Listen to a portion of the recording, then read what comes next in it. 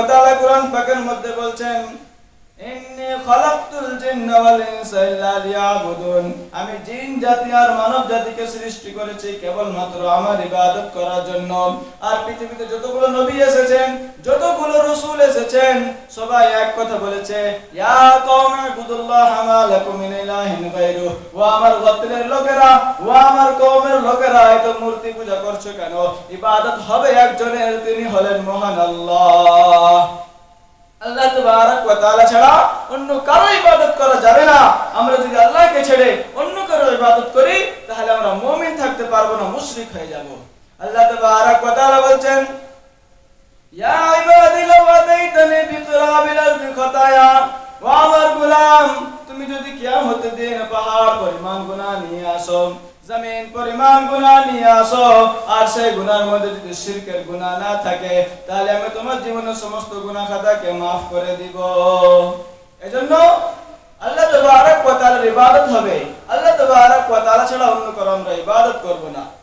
আল্লাহ তাবারক ওয়া তাআলা মুমিনদের 3 নম্বর গুণ বলেন আল হামিদুন, যারা মুমিন বান্দা হবে তারা আল্লাহ তাবারক ওয়া তাআলার প্রশংসা করবে। যারা মুমিন বান্দা হবে তারা আল্লাহ তাবারক ওয়া তাআলার প্রশংসা করবে, সকালে করবে, সন্ধ্যায় করবে, উঠতে করবে, বসতে করবে, সব সময় আল্লাহ তাবারক ওয়া তাআলার প্রশংসা করবে। এজন্য আল্লাহ তাবারক ওয়া তাআলা প্রশংসার নামে একটি সূরা দিয়ে দিলেন, সূরাতুল ফাতিহা, যার দ্বিতীয় নাম হলো সূরাতুল হামদ, প্রশংসার সূরা। আর বিশ্ব নবী সাল্লাল্লাহু আলাইহি ওয়াসাল্লাম হলেন রাইসুল হামিদিন, সমস্ত প্রশংসাকারীদের লিডার। বিশ্ব নবী সমস্ত প্রশংসাকারীদের লিডার। যখন বিশ্ব নবী সাল্লাল্লাহু আলাইহি ওয়াসাল্লাম জান্নাতে যাবেন, তখন তার হাতে একটা পতাকা থাকবে, যে পতাকাতে লেখা থাকবে লিওয়াউল হামদ, প্রশংসার পতাকা। এজন্য যারা মুমিন হবে, যারা মুত্তাকি হবে, তারা আল্লাহ তাবারক ওয়া তাআলার প্রশংসা করবে, সব সময় আল্লাহ তাবারক ওয়া তাআলার প্রশংসা করবে। আল্লাহ তাবারক ওয়া তাআলা মুমিন বান্দার 4 নম্বর গুণ বলছেন আস-সাইহুন, যারা মুমিন হবে তারা আল্লাহ তাবারক ওয়া তাআলাকে খুশি করার জন্য, আল্লাহকে রাজি করার জন্য রোজা রাখবে। বিশ্বনবী সাল্লাল্লাহু আলাইহি ওয়াসাল্লাম বলেন, ইন্না ফিল জান্নাতি সামানিয়াতু আবওয়াব, জান্নাতের মধ্যে 8টি দরজা রয়েছে। মিনহা বাবুন ইউসাম্মা আর-রায়্যান, তার মধ্যে একটি দরজা আছে যার নাম হলো রায়্যান। লা ইয়াদখুলুহু ইল্লা সাইমুন, এই রায়্যান নামক দরজা দিয়ে কেবলমাত্র তারাই প্রবেশ করতে পারবে যারা দুনিয়ায় রোজা রেখেছে। ওমান দাখালা বিহি লাম ইয়াজমা আবাদা, আর যে ব্যক্তি এই রায়্যান নামক দরজা দিয়ে একবার প্রবেশ করবে, আল্লাহ তাবারক ওয়া তাআলা তার তৃষ্ণা চিরকালের জন্য মিটিয়ে দিবেন, তাকে আর পিপাসা লাগবে না। তাহলে যারা মুমিন বান্দা হবে তারা আল্লাহকে খুশি করার জন্য, আল্লাহকে রাজি করার জন্য রোজা রাখবে। আল্লাহ তাবারক ওয়া তাআলা মুমিন বান্দার 5-6 নম্বর গুণ বলেন আর-রাকিউন আস-সাজিদুন, যারা মুমিন হবে তারা রুকু করবে, যারা মুমিন হবে তারা সাজদা করবে, তার মানে নামাজ আদায় করবে। যারা জাহান্নামে যাবেন তাদেরকে জাহান্নামের দারোগা জিজ্ঞেস করবে, মা সালাকাকুম ফি সাকার, তোমরা সাকার দুজকে কেন এসেছো? তারা বলবে, ক্বালু লাম নাকু মিনাল মুসাল্লিন, আমরা দুনিয়ায় নামাজ পড়তাম না, আমরা দুনিয়ায় রুকু করতাম না, আমরা দুনিয়ায় সাজদা করতাম না।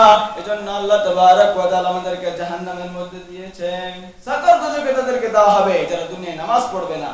আল্লাহ তাবারক ওয়া তাআলা কিয়ামতের দিন বান্দাকে বলবে, ও আমার গোলাম আমাকে সাজদা দাও। যারা দুনিয়ায় সাজদা দিত, যারা দুনিয়ায় নামাজ পড়তো, তারা সঙ্গে সঙ্গে সাজদায় লুটিয়ে পড়বে। কিন্তু যারা দুনিয়ায় সাজদা দিত না, যারা দুনিয়ায় রুকু করেনি, যারা দুনিয়ায় নামাজ পড়েনি, তাদের পিঠকে আল্লাহ লোহার মতো শক্ত করে দেবে, তারা সাজদা দিতে পারবে না।